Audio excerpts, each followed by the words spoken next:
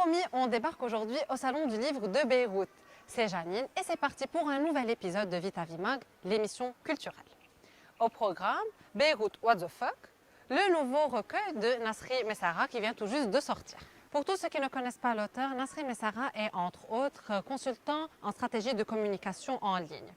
Il ne s'est jamais proclamé écrivain ou auteur et pourtant ses statuts sur Facebook connaissent un grand succès et sont repris à maintes reprises par les journaux, ce qui le pousse à le regrouper dans le recueil dont nous allons parler aujourd'hui. Ça nous rappelle forcément l'œuvre de Bernard Pivot, sortie en 2013, Les tweets sont des chats, sauf qu'ici il ne s'agit pas de 140 caractères.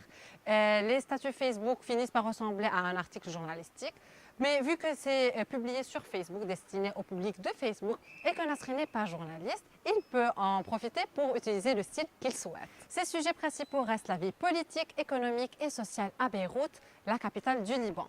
J'ai eu la chance de découvrir le recueil avant sa publication et voici en quelques points pourquoi je vous le recommande. Déjà pour les personnes qui ont du mal à tenir un livre longtemps en main, vous êtes bien servis.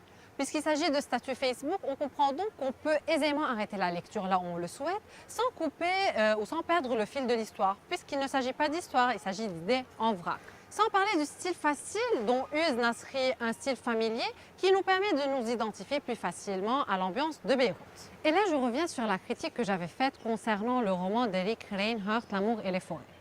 Oui, comme je l'explique dans ma dernière vidéo, le style familier de Reinhardt m'a dérangé parce qu'il s'agit d'un roman, d'une approche littéraire, d'une histoire fictive. Alors que dans ce cas, nous parlons de statut Facebook. L'auteur a le droit de critiquer ce qu'il veut, comme il veut, sans que personne ne puisse rien lui reprocher. D'ailleurs, son point fort reste l'humour, dont il se sert pour approcher l'actualité avec toute légèreté.